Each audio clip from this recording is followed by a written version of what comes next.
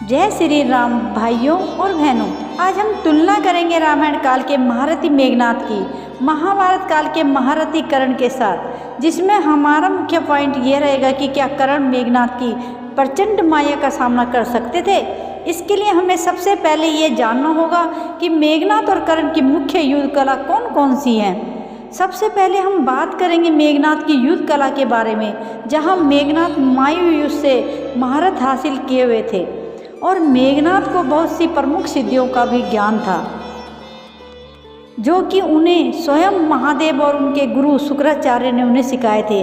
अगर हम कर्ण की बात करें तो कर्ण को धनु विद्या की 5 विधि में से सिर्फ 3 विधि का ही ज्ञान था।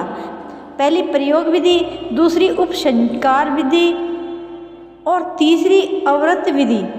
उन्हें प्रायश्चित और प्रतिघात विधि का ज्ञान नहीं था। अगर कर्ण को 5 विधि का ज्ञान होता तभी हम कर्ण को मेघनाद के बराबर मान सकते थे युद्ध कला में। और जो 3 विधि का कर्ण को ज्ञान था, विधि भीष्म और द्रोण भी जानते थे और मेरे अनुसार मेघनाद को भी इसी विधि का ज्ञान रहा होगा। इसलिए युद्ध कला की दृष्टि से देखा जाए तो मेघनाद कर्ण से आगे हैं। अब हम बात करेंगे उनके अस्त्र और शस्त्र के बारे में, जहां मेघनाद के पास दिव्य धनु, दिव्य रथ, दिव्य कवच और अक्षय तुनीव था, उसी प्रकार कर्ण के पास विजय धनुष और अमृत से उत्पन्न हुए कवच कुंडल थे, जो कि उसे अमर बनाते थे। मेघनाद के पास दिव्य कवच थे, लेकिन कर्ण के पास तो कवच थे अवैध थे। लेकिन कर्ण के पास ना कोई दिव्य रथ था और ना ही कोई अक्षय तुनीव थे।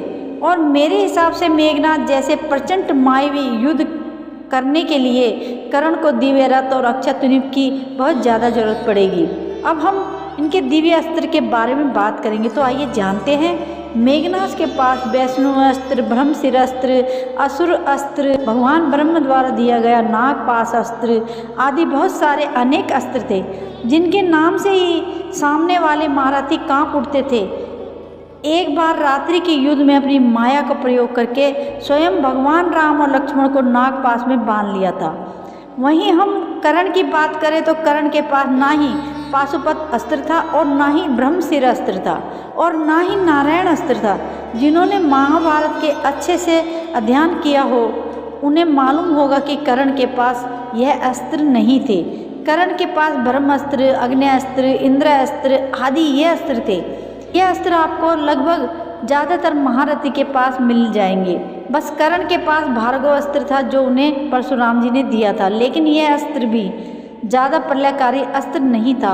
और कर्ण के पास वासवी शक्ति थी, लेकिन हम कर्ण की तुलना कर्ण के कवच कुंडल के साथ करेंगे या फिर वासवी शक्ति के साथ करेंगे, क्योंकि दोनों चीज़ें कर्ण के पास एक साथ नहीं थी, क्योंकि इंद्रदेव ने कवच कुंडल के बदले में कर्ण को वासवी शक्ति दिया था। इसलिए हमारी तुलना में वासवी शक्ति नहीं होगी, लेकिन हमारी तुलना में कर्ण का कवच कुंडल के साथ मेघनाद से युद्ध करवा रहे हैं, तो हमें यह चीज़ समझना चाहिए कि कर्ण के पास मेघनाद के मुकाबले कम अस्त्र थे। इसलिए यहाँ पर मेघनाद का पलड़ा कर्ण से बहुत भारी है। अब हम बात करेंगे क्या कर्ण मायावी युद्ध कर सकते थे। इसके लिए हमें गंधर्व युद्ध देखना होगा, जहाँ जब चित्रसेन माया का उपयोग करता है तब कर्ण को चित्रसेन के सामने से भागना पड़ता था। और उस समय कर्ण के पास कवच कुंडल भी थे और वैसे ही कर्ण घटोत्कच की माया को भी नहीं रोक सके थे। उन्हें वासवी शक्ति का प्रयोग करना पड़ता है। अगर कर्ण के पास वासवी शक्ति नहीं होती तो वह घटोत्कच का वध कभी भी नहीं कर सकते थे। लेकिन मायावी युद्ध में कर्ण बहुत कमज़ोर है और इस तुलना में हम वासवी शक्ति को भी नहीं जोड़ रहे हैं। इसलिए कर्ण कभी भी मेघनाद को युद्ध में नहीं हरा सकते थे। और यहाँ पर बहुत से लोग यह कहेंगे कि कर्ण कवच कुंडल के साथ अमर था।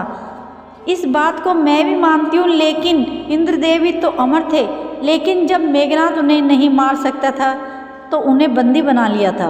वैसे ही मेघनाद कर्ण को अपनी माया से बंदी बना लेते हैं। अगर कर्ण गंधर्व नहीं भागते तो चित्रसेन ही कर्ण को कवच कुंडलों के साथ बंदी बना लेते, जैसे उसने अपनी माया से दुर्योधन को बंदी बना लिया था। मेघनाद तो आराम से कर्ण को कोई दिक्कत के ही कवच कुंडल के साथ ही अपनी माया द्वारा बंदी बना लेते। तो दोस्तों, आज का वीडियो यहीं पर ख़त्म होता है। अगर आपको वीडियो अच्छा लगा हो तो कमेंट करके ज़रूर बताएं। Thank you so much.